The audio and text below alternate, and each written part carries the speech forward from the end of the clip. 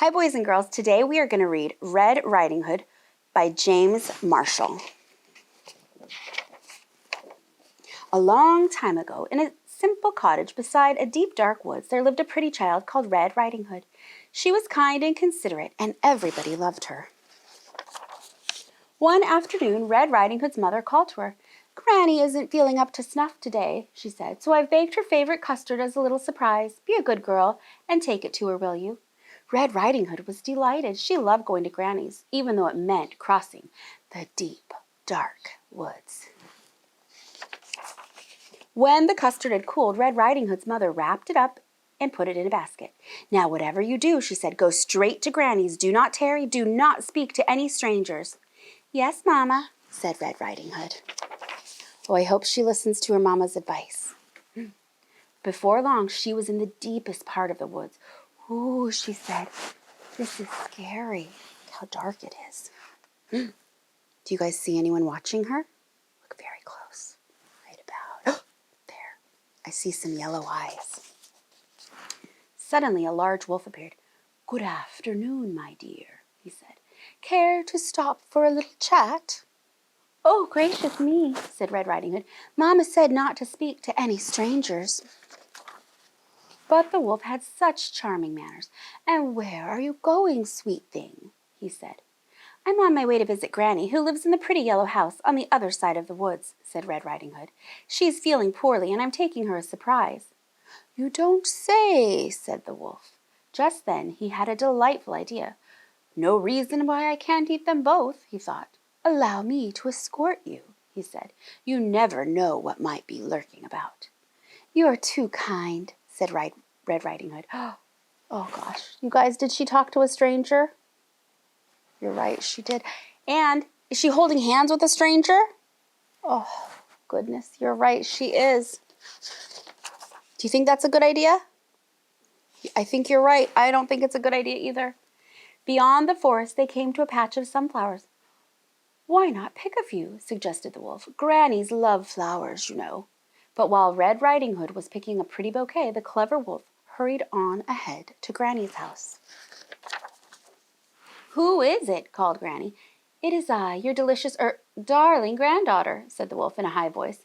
"The door is unlocked," said Granny. "Surprise!" called the wolf. Granny was furious at having her reading interrupted. "Get out of here, you horrid thing," she called. But the wolf gobbled her up right away. He didn't even bother to chew. "Tasty," he said, patting his belly. "So tasty." Just then he heard footsteps on the garden path. "Here comes dessert." And losing no time, he put on Granny's cap and glasses, jumped into bed, and pulled up the covers. Do you think she'll be fooled by the wolf? "Who is it?" he called out in his sweetest Granny voice. "It is I, your little granddaughter," said Red Riding Hood. "The door is unlocked," said the wolf. Red Riding Hood was distressed at seeing her grandmother so changed. "Why, Granny," she said, "what big eyes you have!" "The better to see you, my dear," said the wolf. "And Granny, what long arms you have!" "The better to hug you, my dear," said the wolf. "And Granny, what big teeth you have!" "The better to eat you, my dear," cried the wolf. Oh, I hope he doesn't eat her. And he gobbled her up right up. This can't end terribly. Do you think it will? Oh, I hope there's a happy ending. "I'm so wicked," he said, "so wicked." But really he was enormously pleased with himself, and having enjoyed such a heavy meal, he was soon snoring away. A hunter passing by was alarmed by the frightful racket. "That doesn't sound like Granny," he said. And so the brave hunter jumped in the window, killed the sleeping wolf, and cut him open. Out jumped Granny and Red Riding Hood. "Oh, we're ever so grateful," said Red Riding Hood. "That wicked wolf won't trouble you again," said the hunter. "It was so dark in there I couldn't read a word," said Granny. Red Riding Hood promised never ever to speak to another stranger, charming manners or not. And she never did. Oh, this time it's a alligator, and she is ignoring him. The end. Boys and girls, that was an interesting story. So a long time ago, people wrote nursery rhymes as a way to teach something to children. And in this story, it was to teach children not to talk to strangers. And so it kind of has a weird ending. Do you think this is a true story or a pretend story?